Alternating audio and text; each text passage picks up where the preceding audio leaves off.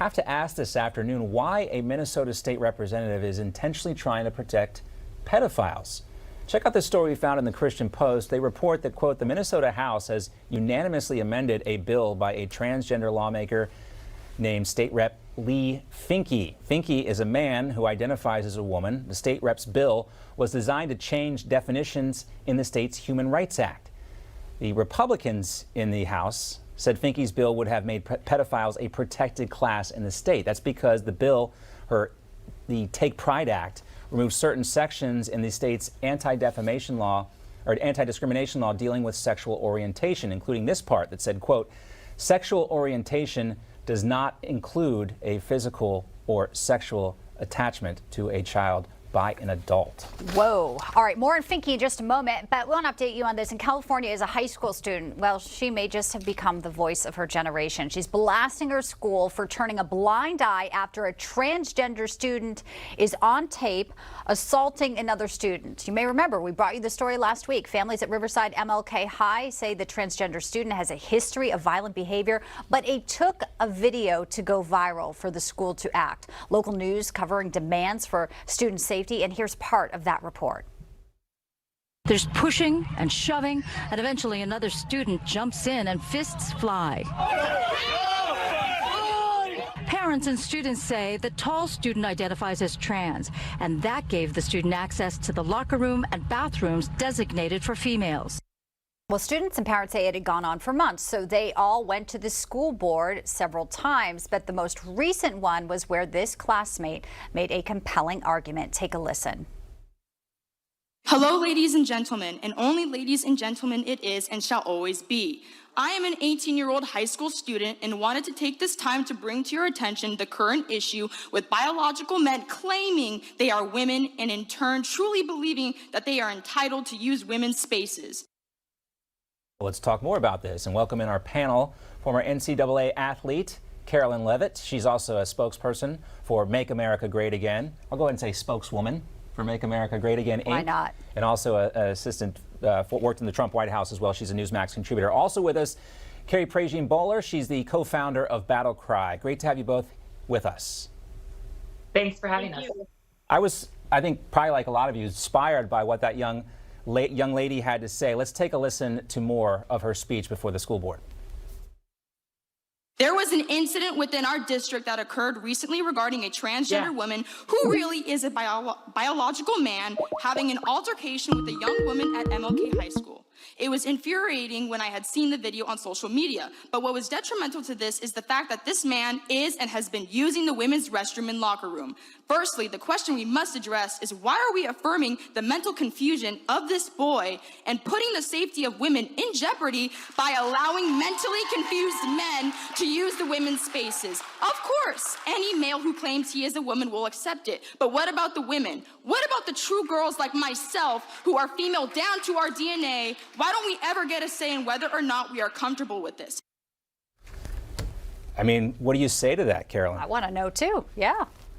Yeah, I share, like so many women across this country, in this young girl's outrage at what is going on in her home state, in her home school district. Affirming this left-wing gender ideology and confusion is child abuse, plain and simple. It doesn't help these young confused men.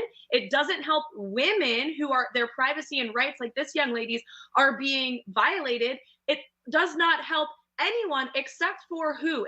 The medical industry that is profiting millions of dollars off of these gender mutilation surgeries. It helps the pedophiles who seek to exploit these young children as well.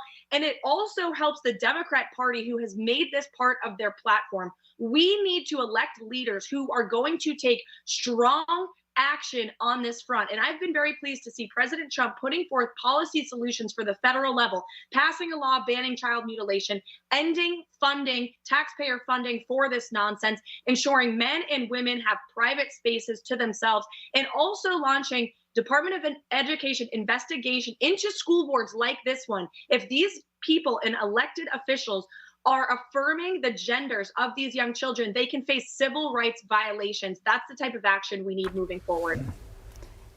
You know, it is a really excellent point you make there. I mean, obviously, there's been a lot of tension at the school, and it took a viral video, Carrie, for it to go forward. But we want to spend a moment on this Minnesota story as well, because when we're talking about laws and legislation, Leavitt, the first trans person ever elected to the Minnesota State Legislature, at the center of all of this with the pedophile protection.